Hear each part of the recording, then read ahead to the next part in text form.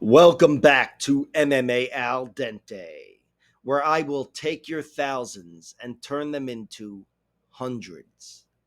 And then together we will bitch about the referee and the judges and the crowd and even the commentary, because it's all their fault too. I've got all kinds of excuses here at MMA Al Dente, and I look forward to sharing each and every one of them with you. I mean, how the fuck does he score round two for that asshole? Come on, look at that. All right. I'm here to break down UFC 319, Du Plessis versus Chimaev. And let me say, this is my favorite matchup of the whole year. It's probably my favorite matchup in years. I was really pumped for Volkanovski versus Topuria. And before that was someone else. I don't know. Rory McDonald versus Wonderboy or something. But this is my favorite fight, my favorite matchup. And I'd be saying this shit if John Jones was booked to fight Tom Aspinall in November. This is the fight. UFC 319. Let's get into it. Okay, opening up the card, we have Joseph Morales versus Idris Alibi. And this is definitely not opening up the card. That's bullshit. This is the Ultimate Fighter finale fight. So it's going to be in the middle of the card. And speaking of which, there is another fight that's yet to be determined. I'll know that fight on Wednesday, and I'll break it down later in the week.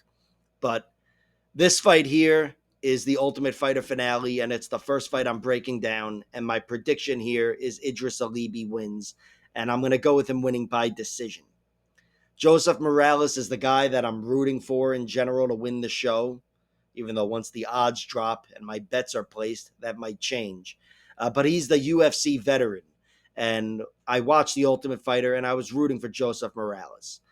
And I think Joseph Morales performed very well on the show, but I think Idris Alibi is just going to be a big problem for him. I think Idris Alibi is going to give him trouble on the feet, and I think Idris Alibi is going to give him problems on the ground down the stretch.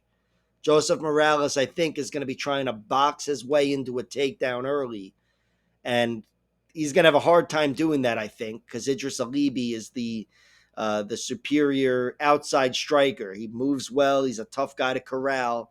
But if Morales can corner him and get him to the ground, I still think he's only going to be able to do that once. I think Idris Alibi has a good gas tank. I've been able to see a lot of his fights and a lot of Joseph Morales' fights as well. But yeah, I favor Alibi. Morales, let me talk about him first. He's got two losses, and they're both in the UFC. He lost to Davison Figueiredo, who was a fucking world champion. Davison, who was young there 7-8 years ago, got him out of there with a knockout at the end of round two. He was a step ahead the whole fight, even dropped him earlier, and was a physical problem as well with grappling. But in the end, he was too much, and he got him out of there. Eric Shelton beat him by split decision. Eric Shelton is one of those guys who could probably take any fighter in the world to a split decision at any weight class. No, but he's a problem at flyweight for anybody, Eric Shelton. And yeah, he was a very good UFC fighter that I think they were happy to get rid of because he wasn't the most dangerous guy. But he did get a finish in the UFC as well. He beat Roberto Sanchez by a rear naked choke. So he's a guy who's won in the UFC, Joseph Morales. But after he was cut, he had a long layoff. I don't know if COVID had anything to do with that or whatever. It might have been prolonged, but that's still a 3-year gap. And since then, he hasn't been too active. But he has gone 3-0 as a pro. He had that was a dominant victory over Kevin Worth. This fight over Sidamar Honorio, or Sidemar, as they were saying, was a close fight. That guy's a free grappler, 45 years old, running out of fucks. At that time, he was probably 42 years old. This was his retirement fight, I believe. He came out of retirement to fight this last fight. And he gave the guy a good fight, but I still thought Joseph Morales got the better of him in the end. But close fight with a 42-year-old. It's not the best look on paper, but that guy is better than his record would suggest. A lot of tough losses. And then he beat this guy, Anthony Doe, on the Uriah Faber show. Got him out of there with a nice triangle at the end of round three. He was cruising in the first 2 rounds. And then in round 3, he let the guy Anthony Doe back into the fight. He was kind of taking control. And with a minute left or under, he locked up a triangle, or a few of them, and he ended up forcing a tap. So that's a great look. And of course, he's also got 2 wins on the Ultimate Fighter. If you want to know what happened there, he beat the first seed. I forget the guy's name, but he was Brazilian, and it was a grudge match. And it was a fucking awesome victory for him in the first fight of the season, where Joseph Morales strangled him in 2 minutes and then threw the guy's taunts back at him. And then his semifinal fight was against this kid, Imanol Rodriguez, who I'm sure we'll see in the UFC. And it was a razor-thin fight. Really could have gone either way. But Morales narrowly won the first 2 rounds. Well, he narrowly won round 2, I should say. And he won the first 2 rounds on 2 judges' scorecards. But he did slow down. Imanol took his back and controlled him throughout all of round 3. And Morales didn't get submitted, but he didn't have an answer for it. You know, he was definitely slowing down against the young kid. That kid Imanol is young. But still, he walked away 2-0, and now he's going after Idris Alibi. And I think Idris Alibi is going to be another one of those hustlers who's going to outlast him down the stretch. No idea how old this kid is, because they don't have that fucking information coming from Kazakhstan, I guess. I don't know. Either way, Idris Alibi, he got 2 solid victories on the Ultimate Fighter. He knocked out Roybert Echevarria at the end of round 1. I thought he was leading the dance and taking it to him. Roybert had a hard time dealing with the height and the reach and the movement of Idris Alibi. And then after a little scramble on the ground with some leg locks and whatever, he unlaced his leg, turned around, and hit the guy with a big knee, and then put him away with punches. That was his semifinal victory. And in the first fight, who the fuck did he beat? I forget the guy. Oh, Richard Martins. Oh, no, that was another guy. I don't know. I forget the other guy he beat, but I rewatched the fight today, and it was a solid victory for him. And he definitely, there was no mistaking who won that fight. He beat him by decision, but I thought he could have overwhelmed him in the end, mixing it up, getting on top of him. And yeah, the guy's definitely a well-rounded fighter with a good gas tank and a lot of traits. I've seen pretty much all of these fights, a good chunk of them anyway. He's been 5 rounds on 2 occasions, and he's looked good down the stretch, hitting sharp takedowns in round 5 even. And he was tested by those guys with some positions. This guy, Utagaliyev, took him down and took his back in round 1. That's the worst spot I've ever seen him in, and he still handled it well and then completely took over that fight. We see he's got spinning wheel kick and punches, some nice finishes here, and another nice knockout over this guy, Edelson Santos, in his last professional fight. And, of course, in his last exhibition fight, like I said, he got an even nicer knockout over Roybert Echevarria, who's a good fighter. And he's beaten some good guys throughout his career, some bums, but I think he's got a good resume. And, again, he's been 5 rounds. He's been 3 rounds. He outlasts everybody. And I love the way he looked on The Ultimate Fighter. I think he could get on top of Morales in the end, kind of like whatever the fuck Imanol did. But I think mainly he's going to be looking to strike on the outside with Joseph. And I think early or down the stretch, he's going to have an advantage there. Joseph Morales is a more bread and butter boxer. And Idris Alibi, he's got a lot more going on. And I've got him winning this fight by decision. I think he'll get the better of Morales and score enough points. But again, the guy's really impressive, where a finish wouldn't totally surprise me. But no doubt I'm favoring Alibi.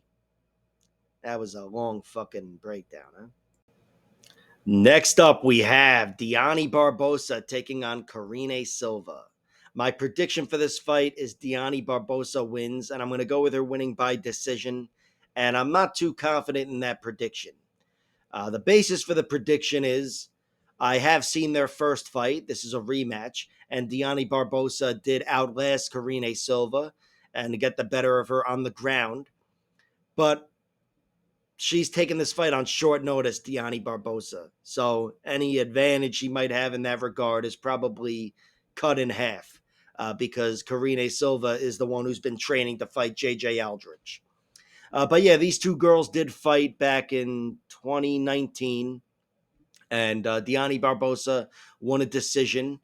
This was a close fight. Karine Silva was leading the dance at first. I think she took her down. I haven't seen the fight this go around. It's on YouTube somewhere, and it's got fucking. It's a Brazilian Portuguese title with the name Diani in it somehow. But I know I saw the fight, and I remember my assessment of it, which was that Diani outlasted her. She laced up her leg and caught her in a heel hook position in round two. And I remember thinking Karine Silva was running out of gas, kind of staying in that position. And to be honest, I had some of those doubts in her when I was watching her fight Viviane Araujo, where it looked like, hey, she's got to move here, and she's run out of energy to move. And it gave me a little deja vu. So I think that's still in her, where in an exhausting fight, when she finally does hit the mat and she's on her back or in a bad spot, she's not the most active girl, most energetic girl. And I think Diani Barbosa, despite taking the fight on short notice, is still in a position to take advantage of that because she's a really good grappler, Diani Barbosa. But yeah, and then round three, Karine, I think, was out of gas, and Diani got on top of her and had control of the fight with wrestling and grappling. I could be completely wrong about that, but that's how I remember my assessment of their first fight. But here again, Karine Silva, she lost for the first time in a while against Viviane Araujo, who's fucking awesome. So there's no shame there. But I did not like the way she looked in that fight. She had a moment where she actually almost got her fucking arm broken, I think, right before that. But like I said, she looked kind of dead in the water in an exhausting fight, yes. But that's what lies ahead as well. Plenty of more exhaustion coming your way in MMA inside the UFC octagon. But yeah, Diani, she faded herself. She faded, I thought, against Ernesta Carrascate. I thought she did enough to win that fight, but it was narrow. But Ernesta is a real fucking workhorse. And I think she's much more of a round three problem than Karine Silva. Diani, of course, has been finished once, and it was against Josiane Nunes. She's never been submitted, and she's been tested, like this fight here against Jenna Bishop, who's one girl that could out-grapple her. But Josiane Nunes is the only girl to put her away, and Diani did slow down and fade in that one, and then she got hit with some big shots and got knocked down against the cage and put away. Josiane, despite being knocked dead against Priscilla Cachoeira in her last fight, you have to respect the danger in her. She's a fucking monster, a little pit bull, Josiane Nunes. And Karine Silva is pure danger as well. She's got 17 finishes in her 18 victories, which is astounding. That's an incredible stat. And of course, her one decision comes in her last victory over Ariane Lipski da Silva. But before that, it was all finishes. And she's beaten some good girls, obviously. Started off in the UFC 3-0, 4-0 with all finishes, especially if you count the Contender Series fight. But yeah, Karine Silva, that danger is still there for her, and it's going to be there moving forward. I think she could just break something, even though I think Diani Barbosa has the grappling advantage. And of course, on the feet, I favor Karine Silva. I think Diani can handle herself well, but Karine, I think, is the more dangerous girl. And I think she's going to be walking forward and trying to walk down and stop Diani Barbosa. But I'm favoring Diani. I think Diani will be able to mix it up and get the fight to the ground. And on the ground, I think she can slow down Karine Silva, bring back some of those old memories, and fatigue her and slowly advance on her and get the better. So Diani is the pick. I've got her winning by decision. I'm not too confident in that prediction. She's a slight underdog, even though the odds aren't available to me on DraftKings. But I will consider playing her. Next up, we have Nursultan Ruziboev versus Brian Battle. My prediction here is Brian Battle wins, and I'm going to go with him winning by decision. And the basis for the prediction is Brian Battle, I think, is going to be getting in Nursultan Ruziboev's face. And I think he's got the durability to keep himself in Ruziboev's face. And I think his pressure is going to carry him to a victory.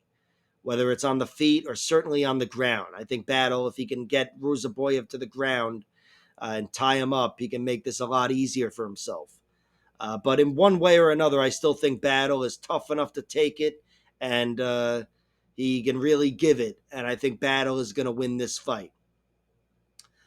Bryan Battle has been knocked out once. It was in his first fight ever, his first amateur fight, and it was at heavyweight.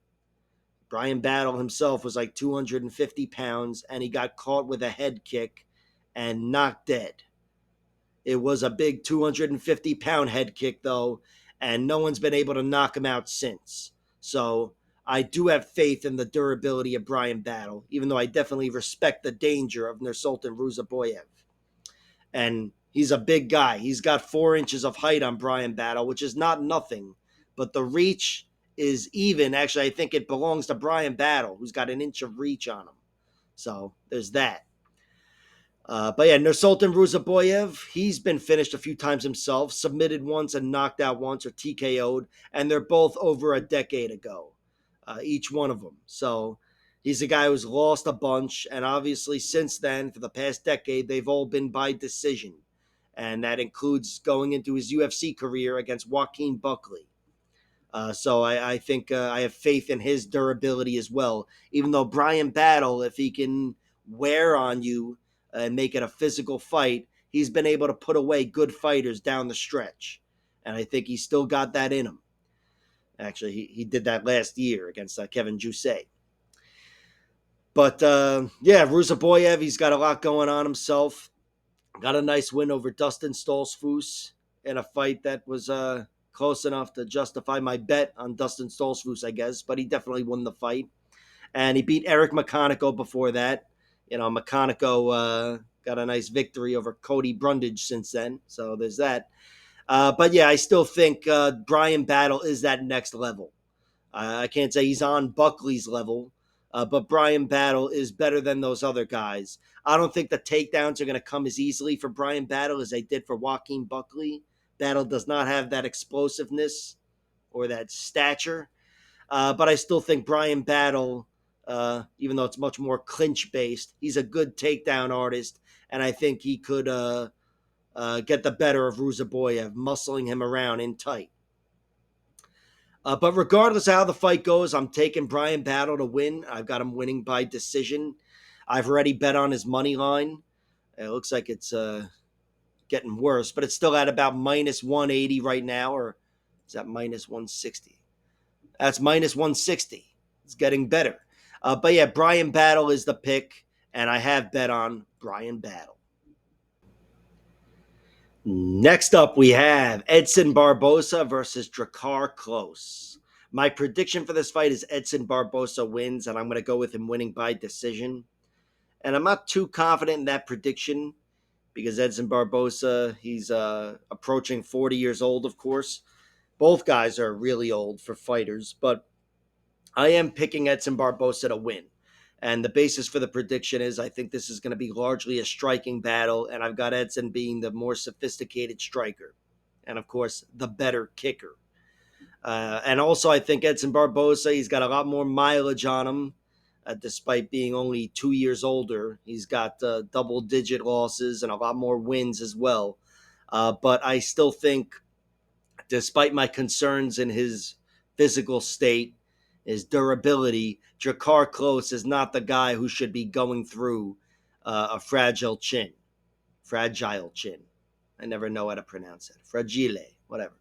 But I do think Barbosa wins these small moments, though. I think he wins the technical battle. I think he's going to be chopping up Dricus Klose. And even though he may not look as phenomenal as he looked in the past, I think here he's going to look like the superior striker. Dricus Klose, I expect to make it close. Pun not intended. I would never even attempt that. But I still think it won't be close enough. And Edson Barbosa will win. Barbosa, yeah, he's got a lot more mileage. And he looked like he lost a step against Lerone Murphy. Looked like himself against Sadiq Youssef in the fight before that. But that's already at this point almost 2 years ago. And those are 2 big years. His danger was there for him against Billy Quarantillo in his fight before that, which was a great look. But in general, I expect this one to be more about the long haul as opposed to the one-shot kill, even though I would favor Barboza to get that kill. But yeah, in the battle of small moments, I've got Edson Barbosa winning. I think over the course of 15 minutes, it's enough for his skills to shine. Dricus Klose is no stranger to point fighting. He's been an excellent point fighter in the UFC, but here he's fighting a guy who I think will be technically better than him on the feet, which is not often the case. Although it was the case in his last fight, and Joel Alvarez knocked him out. Dricus Klose has been finished twice now. Beneil Dariush caught him when he clipped Beneil, and Beneil turned into a zombie and just threw 3 overhand lefts or whatever and knocked him out. And in his last fight, Joel Alvarez, who's one of the most dangerous guys in the whole sport, and I really wish we saw him fight a few weeks ago or whatever, but he was too much for him, and he went through him in a round, knocked him out with a flying knee, and then I think he kind of landed in a guillotine, but it didn't count. Uh, no shame in losing that fight, but of course, at 37 years old, even though he hasn't been knocked out as much as Edson Barboza, that's still not a great look. Sure, it's been 7, 8 months, whatever it's been, 8, 9 months since that fight. I'm sure he's physically recovered, but that hole can never be completely patched up. And here against Edson Barboza, I think Barboza's got much more danger on his side, especially with spinning shit. So if there's anything going on with the chin of Dricus Klose, Edson Barboza is definitely in the realm of shutting his lights out. But again, that's not what I'm picking to happen. I'm picking him to win a decision. Edson Barboza is a slight favorite. And while I'm not excited to bet on him moving forward, I have already bet on him. So Edson Barboza is the pick, is the play, and Edson by decision is the pick. Okay, up next we have Alexander Hernandez versus Chase Hooper. My prediction for this fight is Hooper wins, and I've got him winning by submission in round 2. Hooper! I think he's going to slow down Alexander Hernandez.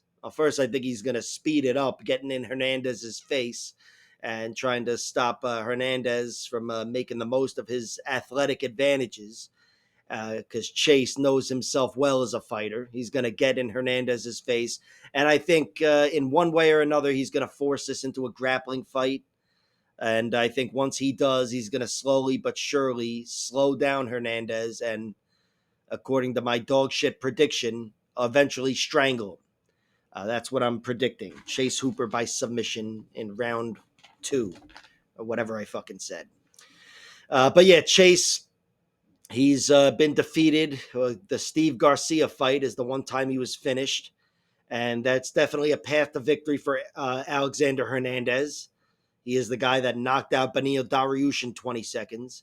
But I still think Chase, he's not that same skinny, weak little boy that he was even in the Steve Garcia fight only a few years ago.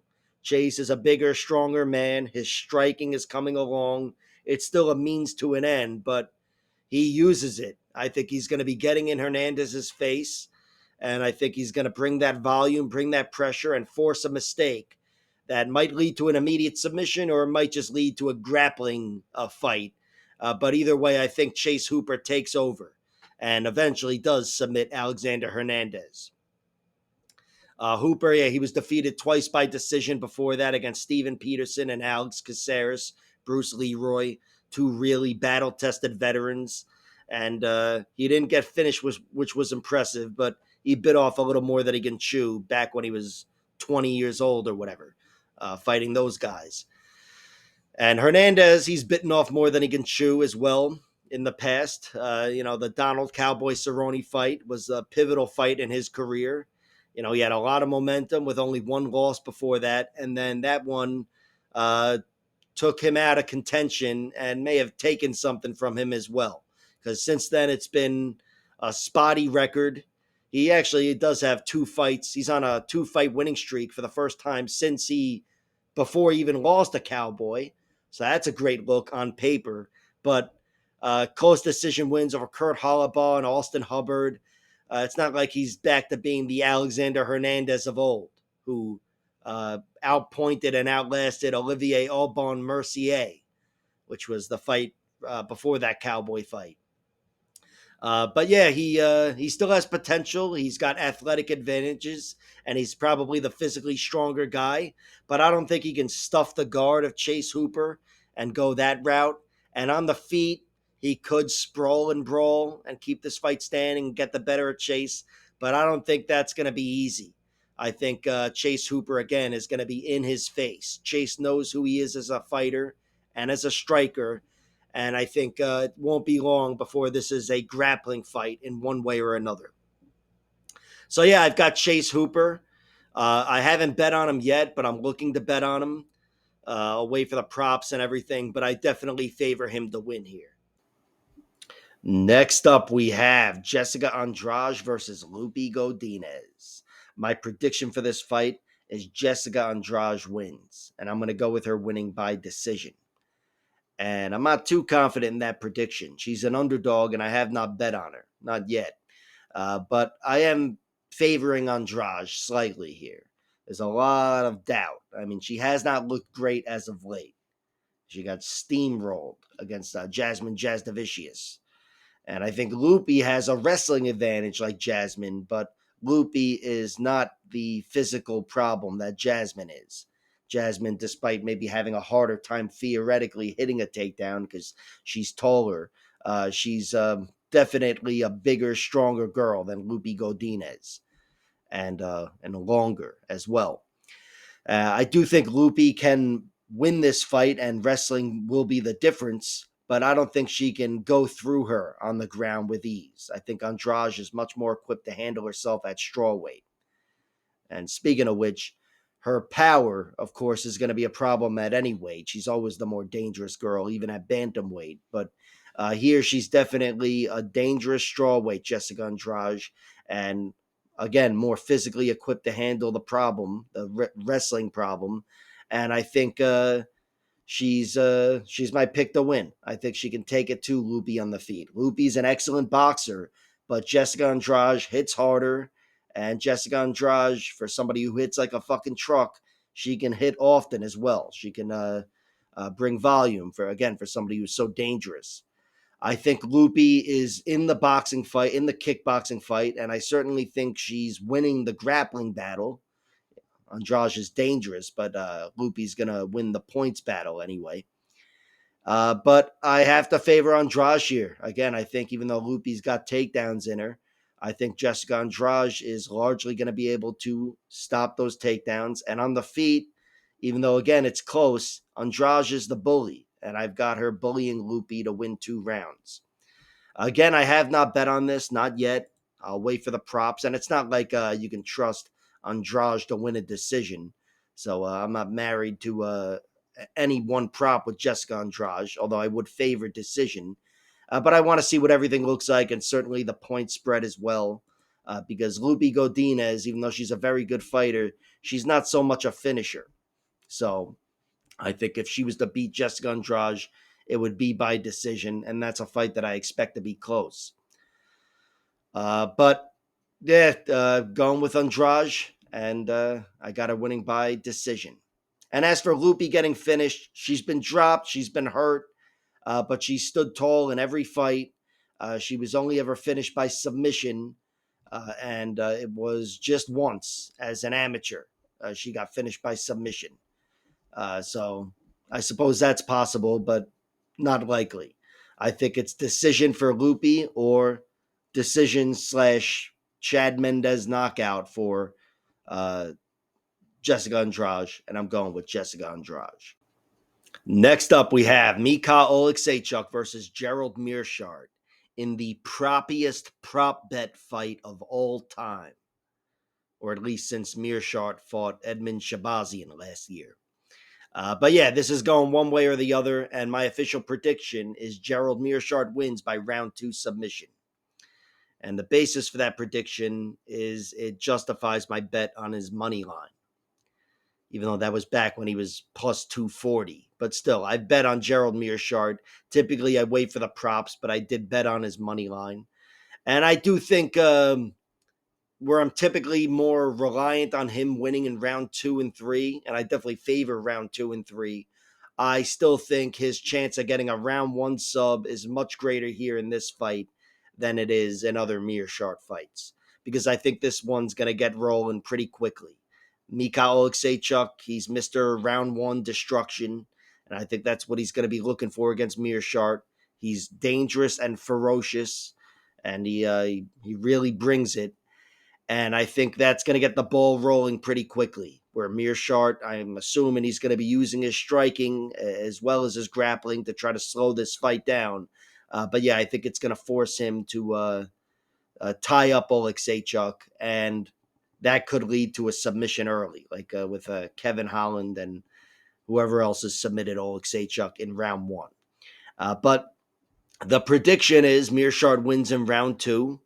I don't know if that necessarily means he gets his ass kicked in round 1, but it's certainly possible. This is very much like the Edmund Shabazian fight to me, very much so.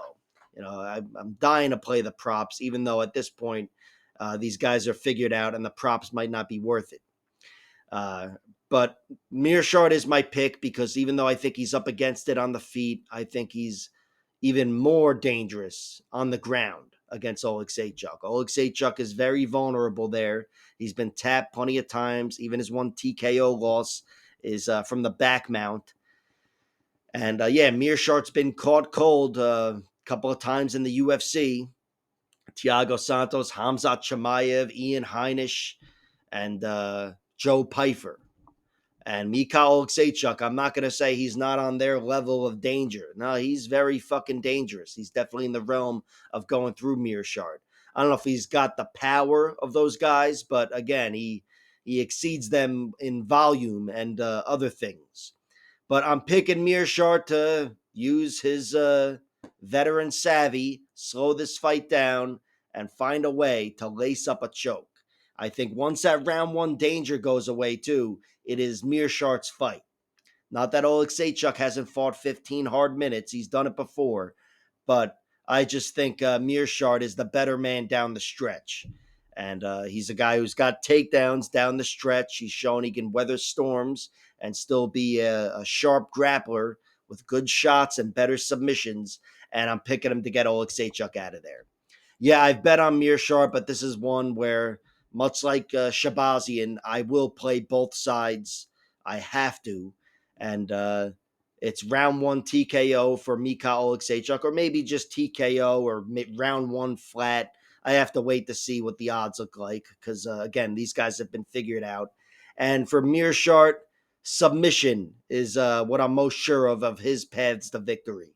I'll go with round 2, and I'll favor rounds 2 and 3 in general. But again, I think the ball's going to get rolling pretty quickly here, where submission would be the way to go. And again, if the submission line is not far removed from the money line, I'll just play the money line, even though it's come down in value over the last few days. Next up, we have Bobby Green versus Carlos Diego Ferreira. My prediction for this fight is Carlos Diego Ferreira wins. And I'm going to go with him winning by knockout in round 1. And I'm not too confident in that specific method of victory, but I'm more confident that he in general wins the fight. I think he'd get the first knockout, certainly the first submission, even though that shouldn't happen. And he should get the first decision as well, so to speak, if you're fucking stupid and you speak like that. But yeah, Bobby Green, I think I just have a lot of doubt about him these days, his physical state. I know he's been roughed around by some more dangerous guys than Carlos Diego Ferreira, that spinning kick from Mauricio Rufy, but he's still been knocked out a few times in the last few years. Drew Dober, Jalen Turner, Mauricio Rufy. He's been concussed enough where there's a lot of doubt in Bobby Green.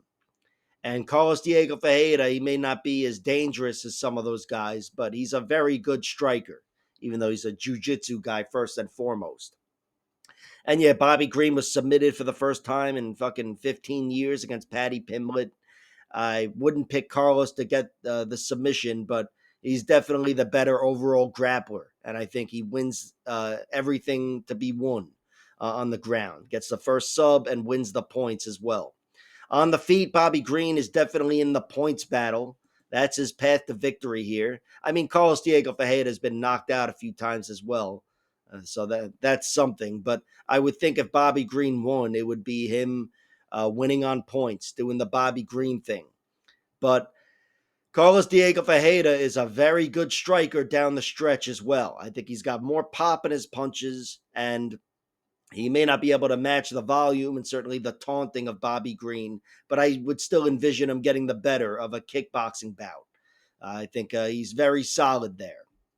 And he got that incredible victory last year over Mateusz Rombeski, uh, getting him out of there at round 3. And he ended up putting him away on the ground, but he beat him up on the feet after taking an ass kicking in round 1. He didn't get his ass kicked in round 1, but he had a competitive fight with Michael Johnson up until in round 2 he cracked him and knocked him dead. So his style and his power have brought him some nice victories as of late. Before that, he had a negative skid, 3 consecutive losses to Beneil Dariush, Gregor Gillespie, and Mateusz Gamrot. Those are excellent fighters, and obviously they bring a little more grappling than Bobby Green does. Speaking of which, same goes for his last loss against Grant Dawson. I feel like I often forget to mention the last fight a fighter had. I start talking about fights from like 2 years ago. But yeah, Grant Dawson, even though Bobby Green knocked him out in 10 seconds or whatever, Grant Dawson, he's a totally different type of fighter than Bobby Green, and that was a totally different type of victory that is not available to Bobby Green. So yeah, I'm going with Carlos Diego Ferreira. I'm going with him cashing in on that chin, which is growing increasingly more fragile with like it's like a windshield with a crack and it starts spreading. That's how I see Bobby Green's chin. I think it's in danger here. But even without it being in danger, I think Carlos Diego Ferreira wins. I think he bullies him in the grappling if there is any. And again, I think his power gets him the big moments and helps him win a decision. So Carlos Diego Ferreira is the pick and the play as well. Only the money line is available, but the odds are tight enough where I'm playing Carlos Diego Ferreira here at minus 160. Fuck. Next up, we have Kai Asakura versus Tim Elliott in the main card opener. My prediction for this fight is Tim Elliott wins, and I'm going to go with him winning by decision. I think Kai Asakura is going to give him a lot of trouble on the feet, but I've got Tim Elliott's durability keeping him in there, and I've got Tim Elliott's grappling carrying him to a victory. Certainly, I'd pick him to get the first submission, even though he's been tapped multiple times himself. But Tim Elliott is the grappler here in this matchup.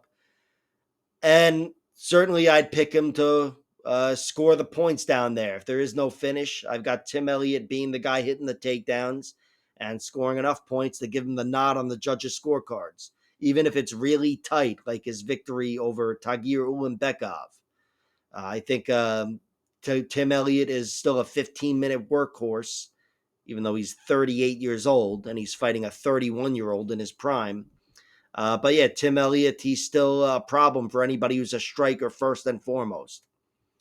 And yeah, his durability is a part of that. He was knocked out once, and it was over 15 years ago in his third fight or whatever.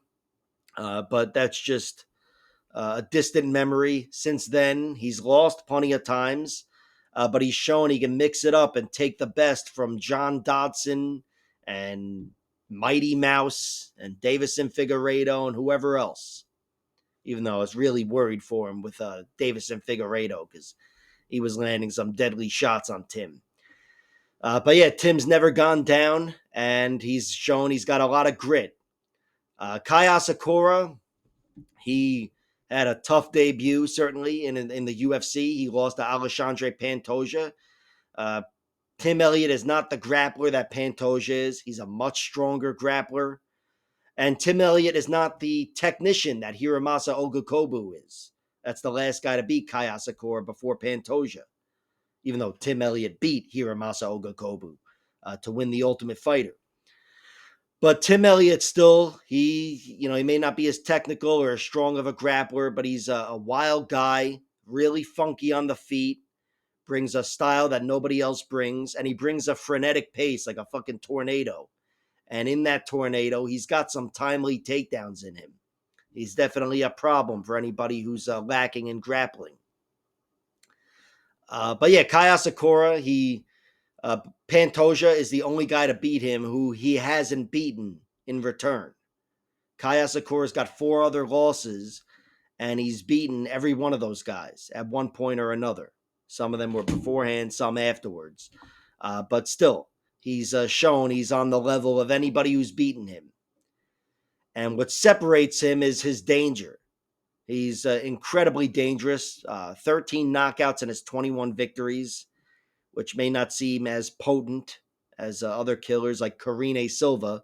But for a flyweight, even a male flyweight, that's still very fucking dangerous. And that's what Kai Asakura is. It wouldn't surprise me if he was able to get Tim Elliott out of there, even though I just spent 2 minutes talking about the durability of Tim Elliott. But Kai Asakura is that dangerous. I think if it was to happen, though, his knees would be a part of it. He's got incredibly sharp knees. That's how he took out Juan Archuleta and Yuki Matoya, knees to the body. And those were both down the stretch in Ryzen. And yeah, that's also how he took out Hiramasa Ojakobu as well, those knees. He's definitely a problem right there with Manel Kopp. He's a danger for anybody. But I think Tim Elliott is still really fucking tough. I think he can handle those big moments.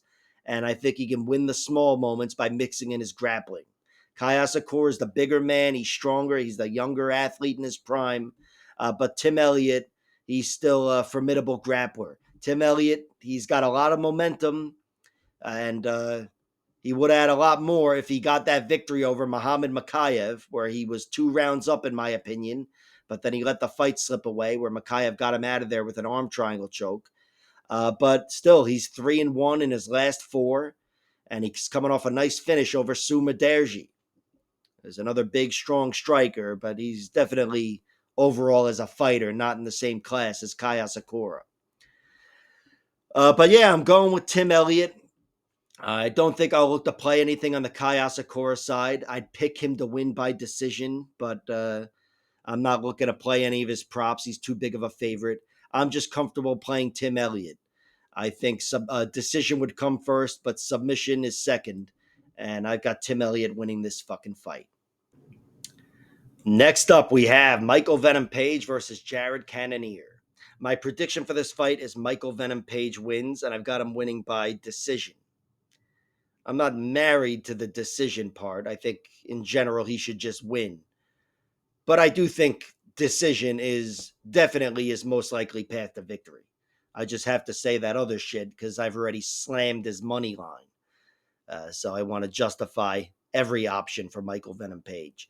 But yeah, I do think he should win this fight, and he's a tight enough favorite where, yeah, I've played his money line heavily for me, which is like $12. But yeah, Michael Venom Page, I think he's going to style on Jared Cannonier. I think he's going to be winning this fight comfortably from the outside. Jared is physically stronger and much more powerful. And I think Jared is going to be trying to break his legs in half with leg kicks like he did to Anderson Silva. But I still think Michael Venom Page, despite those skinny legs and the rest of it, he's going to be tuning up Jared Cannonier and putting fear into him with his funky, weird style and confusing him. And I've got him winning a fight pretty comfortably here. Pretty much like I thought he would do against Shara Bullet in his last fight. Ian Gary's the one guy to beat him since he came to the UFC, and Ian Gary wisely mixed up grappling. Jared Cannonier, he's definitely not a grappler first and foremost, but he's a strong guy, and he's the guy who used to fight at heavyweight, and I would think with a bear hug, he's winning this fight, controlling it anyway. But he's not the most willing grappler. He's a guy who's trying to break you in half on the feet.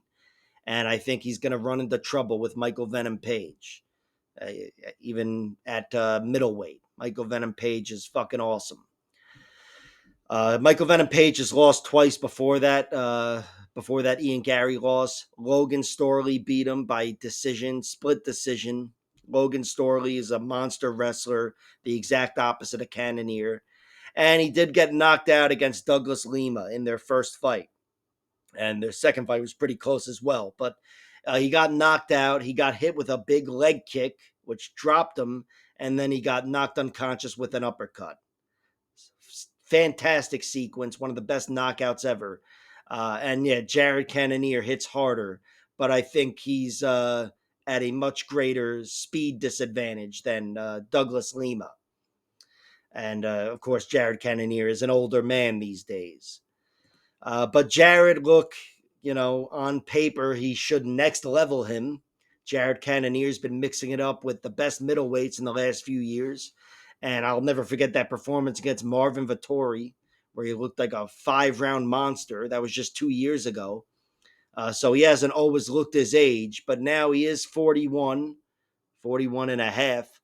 And Michael Venom Page, even though he's no spring chicken himself, he always would have had a big speed advantage, but here I think it's going to be huge, and I think it's going to carry him to a victory, styling from the outside. Jared Cannonier's been put away a few times, but against bigger, stronger men, Sean Jordan, Dominic Reyes, and whoever the fuck else, Nasruddin Imavov. I don't think Michael Venom Page is going to get it done with a finish, but he's a guy who's got some flying knees that could cave your skull in, so anything's possible. I'm happy with the bet on Michael Venom Page's money line, but I will look for the props and see if anything jumps out. MVP is the pick, though, and yeah, I've got him winning by decision. Next up, we have Jeff Neal versus Carlos Prates. My prediction for this fight is Carlos Prates wins, and I'm going to go with him winning by knockout in round 2. And the basis for the prediction is he's fighting a striker in Jeff Hands of Steel Neal. And that's a fight that Carlos Prates should win, in my opinion. He's incredibly fucking dangerous, maybe the most dangerous guy in the division on the feet. Carlos Prates, just an absolute killer. And even though Jeff Neal is a killer himself and perhaps even more powerful punch for punch, I think Carlos Prates is going to figure him out and turn it up like he always does and land something dangerous and get Jeff Neal out of there. Jeff Neal, he's still close enough to his prime, 34 years old. Doesn't have a bad loss since he hit the big time or even in the small time. His losses before coming to the UFC were still to UFC fighters, kinda, if you count Martin Sano. But since making it to the UFC, it's been Stephen Thompson, Neil Magny, Shavkat, and Ian Gary that have beaten him. And Shavkat Rakhmonov is the only guy to get him out of there, and that was in the final minute of the fight via rear naked choke, which is not out of the realm of possibility, I guess, against Carlos Prates, but it's certainly not nearly as likely. But on the flip side, it's just as unlikely that Jeff Neal would be able to submit Carlos Prates or even try to exploit anything on the ground. I think Carlos Prates would be equipped to handle himself anyway, but Jeff Neal is probably not going to try to mix it up in the first place. I think this is going to be a striking battle. I think it's going to be fun, but I've got Carlos Prates just being too dangerous in the end. He's a fucking killer. He's got dangerous enough strikes, hands, but his knees are also really fucking deadly. And we've seen them in the UFC, taking out Charlie Radke. And I think, yeah, he's going to give Jeff Neal fits, especially after round 1. Carlos Prates likes to sit back and wait a little bit, make reads, and turn it up. And I think he's going to turn it up eventually and get Jeff Neal out of there. Speaking of making reads, though, and sitting back, that is how he was TKO'd, Carlos Prates. I'm not going to harp on his submission losses, but he was TKO'd once legitimately. Another time was an injury. But the guy that legitimately TKO'd him just swarmed him, and Prates was shelling up, doing that waiting game, waiting his turn. He threw some counter strikes, but he was really just shelling up, waiting for the storm to pass, and it never did. And he ended up getting stopped. And, or as Ian Gary put it, he quit. But he was beaten up pretty badly there and within 2 minutes, and that's how he was stopped. He was steamrolled. And Jeff Neal probably hits harder than that guy, and I'm sure he's seen that fight. So he's definitely capable of getting that done. But I'd like to think Prates learned from that fight I mean, not altogether. He's still got that style, which we've seen him into his UFC fights, where he likes to make reads and sit back, and he's not the most active guy to begin with. Neither was Anderson Silva. But Carlos Prates has also shown in the UFC that he's as dangerous as fucking anybody. And I think here again, he's fighting Jeff Neal, who's a striker, and he's going to be the more dangerous striker. Jeff Neal's been hurt a few times, but the only guy to actually get him out of there with strikes is Kevin Holland. And that was in round 3, 8 years ago. These two guys fought, and Kevin Holland, who, mixed results, but he's incredible when he's on, and he was on, and he was too much for Jeff Neal in round 3. Carlos Prates is 10 times more dangerous than Kevin Holland, though, as dangerous as Holland is. And yeah, I've got him closing the show with something violent. I have not bet on Carlos Prates. I might sit this one out, but I'm going to wait for everything, the over under and all that, and see if I can cover my prediction with a bet. But I might just sit this one out altogether. Carlos Prates is the pick. In the co-main event, we have Aaron Pico making his UFC debut, his long-awaited UFC debut, against Lerone Murphy. And my prediction here, despite that introduction, is Lerone Murphy wins and spoils the long-awaited debut. And I've got him winning by knockout in round 2. I think Lerone is certainly in the realm of winning a decision as well, even though I'd favor Pico to get the decision. So I'm happy having bet on Lerone Murphy's money line. But yeah, I'm picking him to win by knockout. Aaron Pico, he's got such a high ceiling, and his ceiling has always been UFC champion. But his career got off to the shittiest start back at Madison Square Garden 8 years ago, and I've seen every fight of his, Aaron Pico. I know I don't break down Bellator fights, but I've been watching every fight of his. And that first fight, he was destined for greatness before that fight, and then he ran into a veteran, Zach Freeman, which was really shitty matchmaking, in my opinion. But Pico, as a 20-year-old kid or whatever, ran into this 8-3 fighter, and Zach Freeman clipped him with a big shot and put him in a guillotine choke and got him out of there within a minute. It was a disaster because Aaron Pico had so much hype. And since then, he's been knocked out twice more. I mean, he wasn't knocked out against Zach Freeman, but his chin got the ball rolling. But he did get knocked out against Adam Borix, who got him out of there with a flying knee. Aaron Pico was in his face and doing very well and mixing in wrestling. Pico's a monster wrestler, by the way. But then he got caught with a flying knee and knocked out. And he got knocked out cold in the fight before that against Henry Corrales. It was 5 months before that, so it may not have been wise for him to take that second fight against Adam Borix. But yeah, he was knocked out twice there. And the one against Corrales was really bad. Aaron Pico was doing well. He's an incredible fighter with such sharp boxing and wrestling and jiu-jitsu, frankly. And Henry Corrales just turned the fight into a brawl, threw a few overhand rights in the clinch, and Aaron Pico, who was cruising in that fight, went out cold. Both of those fights were in 2019, and it's been 6 years since, and he has not been knocked out or truly defeated. He's got one loss since then, and it's the former UFC fighter Jeremy Kennedy. But he dislocated his shoulder pretty quickly in that fight, and that was the result of the loss. Not that Jeremy Kennedy couldn't beat him. Jeremy Kennedy's a talented fighter. And Jeremy Kennedy beat Movlid Habulayev. But Aaron Pico, he's incredibly well-rounded. That's why he was so hyped going into that debut at MSG when he was a young kid. He's got an elite wrestling pedigree. Don't ask me to list the medals he's won or whatever, but he's an elite wrestler.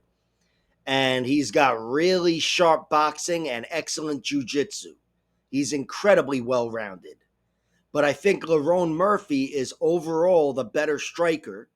I think Lerone Murphy is sharper. He mixes things up, switches, and he's switches stances, and he's got excellent kicking, an excellent kicking game.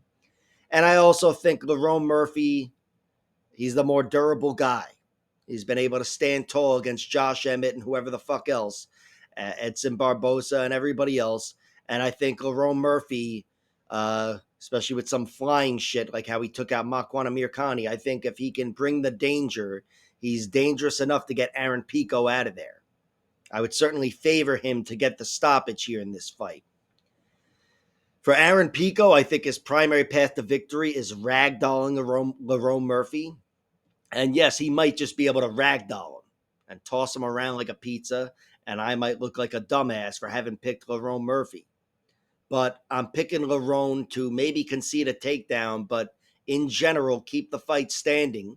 I think Lerone Murphy will give Aaron Pico a lot to overcome. Strikes right down the middle and good movement. I don't think Pico is going to have an easy time getting him to the mat. Pico does have excellent hands again, so he's going to be trying to strike his way in. But I think Lerone Murphy is the overall better striker and the overall more dangerous and durable guy. Well, he's at least more durable. I'd say Pico is more dangerous, to be honest. Aaron Pico has serious power. But again, Lerone Murphy has stood tall throughout his whole career, and Aaron Pico has not. And I consider this a big step up in competition. Aaron Pico's beaten a lot of great fighters, but Lerone Murphy is better than all of them. And by the way, Aaron Pico did avenge that last loss to Henry Corrales in his last fight. Corrales was really out of shape, but still, he beat him up and made it right. But yeah, I'm going against Aaron Pico. Part of me would like to see him win, just because I always kind of felt bad for him after that Zach Freeman loss, and I know he's always thought he would be destined for great things. But here he is. He's got Lerone Murphy in front of him, and I think Lerone Murphy's going to be too much for him. Lerone Murphy is the pick. Lerone Murphy is the bet. And in the main event of the evening, we have Dricus Du Plessis defending his middleweight title against Khamzat Chimaev. My prediction for this fight, and I hate it, I'm going with Khamzat Chimaev winning by submission in round one. I'm a DDP guy. I'm hoping he can prevail down the stretch, I would believe, if he was to prevail. But I don't think it's going to get there. I'm picking Khamzat Chimaev to run through him pretty much. Dricus Du Plessis been beaten twice, and they were both in round three and both years ago. But Khamzat Chimaev, I think, is just another kind of problem. He is just exceptional for 2025 MMA. And I think he's going to run through him. And look, the fight I'm envisioning is a shutout. So, yeah, he's going to show him that next level if I'm right. But of course, if I'm wrong and this turns into any sort of a real fight where it's competitive, I favor Dricus Du Plessis. I think Dricus Du Plessis is the more reliable guy down the stretch, even when he looks like he's fatiguing and losing the fight, letting the fight get away from him. He always battles his way back, and against everybody but two fighters, he finishes them. Brad Tavares and Sean Strickland on two occasions were able to survive Dricus Du Plessis, but everybody else he puts away. I've never seen Khamzat Chimaev lose. I mean, you could argue you saw him lose with the Gilbert Burns or Kamaru Usman fight, but I thought he won both fights, and I think he showed a great amount of traits in those fights. He definitely fell off a little bit in the Kamaru Usman fight, and he battled his way back, I thought, with round three, digging deep and taking down Kamaru Usman, which is not easy to do. Of course, he did it in round one with ease and had a big 10-8 round, in my opinion. But in round three, he was still able to take him down, which was crucial. Kamaru ended up getting up anyway, and Kamaru gave him hell, but I thought Chimaev won the fight. And against Gilbert Burns, Chimaev wasn't able to dominate him like he did to Kamaru Usman because Gilbert Burns has such solid jiu-jitsu, but he was still able to, in the end, dig deep and outstrike him, I thought, in round three. Gilbert Burns was still throwing, and he definitely cracked him a good amount in round three. But I gave that round to Chimaev, and that was him with his back against the wall for the first time ever, and the bright lights were on him and all that. And I thought he performed very well in that fight, despite looking sloppy and getting dropped and all the rest of it. It was a learning experience. But I can't talk about looking sloppy and whatever and give him shit for that when he's fighting Dricus Du Plessis. He's the best sloppy fighter of all time, Dricus. He runs. He runs at his opponents, and he never looks technically sharp or too technically sharp, but he gets it done. Every time he just about gets it done with his combination of skills and physicality and his cardio and his traits. But yeah, Chimaev, there's no seeing him lose, so there's no real doubts in him. There's no telling how he's going to look down the stretch. I favor Dricus, but Chimaev could absolutely be the better man. He might get a late finish for all I know. Again, he's dug deep when he's needed to. Those are against smaller guys, former lightweights and welterweights, but still, the traits are the traits. And Chimaev showed to be a true fighter there when he needed to be. Dricus, he is big and strong. I know he used to fight at 170 himself, but he is big and strong. Stronger, I think, than Kamaru Usman, but definitely, Kamaru Usman gave his back and was able to fight off Chimaev. And then after that, turned it into a real fight. And I could see that happening with Dricus. I do think round one is going to belong to Chimaev. Again, I'm picking him to get it done inside of round one. But in general, I expect Chimaev to be the better man early and Dricus to be the better man later. Dricus never looked better than his last fight against Sean Strickland, even though, Sean Strickland, he wasn't able to finish him. It's one of the only fights where he didn't get a finish, but he looked as sharp as he's ever looked. And he turned that first fight into a distant memory where Sean Strickland was very competitive. And in the rematch, he had nothing for Dricus. And Dricus busted his nose up, came close to getting a finish in one moment, but otherwise it was small moments for 25 minutes, and Dricus kicked his ass. So yeah, I think this is going to be an amazing fight. I mean, I think it's going to be an amazing collision. The fight I'm envisioning is not going to be a great fight. It's going to be one-sided, but I would love to be wrong about that. And I would really just love to see a fight go long here, even if Khamzat was the win, because I am picking him to win and I am betting on him. But I just want to see these two guys test each other. The one thing I'm sure of is that Khamzat is going to test Dricus. I think for Dricus to test Khamzat, he's got to pass that test first, and I've got him failing it. Khamzat Chimaev by round one strangulation is the pick. Khamzat, I've bet on him, but he is a 2-1 favorite. I'm going to wait for the props because I do think much more likely than anything else, it's an early stoppage for Khamzat. And I do think, by the way, TKO is always possible as well. You can get that on the ground, and of course, you can get that on the feet. Khamzat's knocked out a few solid fighters, Ikram Aliskerov and Gerald Mearshart. He's definitely much more of a grappler, and I think Dricus gets the better of him on the feet. But Dricus has been knocked out before, and Khamzat Chimaev, I think here he's got tricks up his sleeve. I think he's going to come out right away and fake a shot and try to land a big strike, and then he's going to give him a real shot and get it to the ground. So yeah, I'll go with submission, but in general, I think no matter how he would win, TKO from the back mount or even a knockout, it would be early for Khamzat Chimaev. Like, share, subscribe, all that horse shit, and check out my other videos.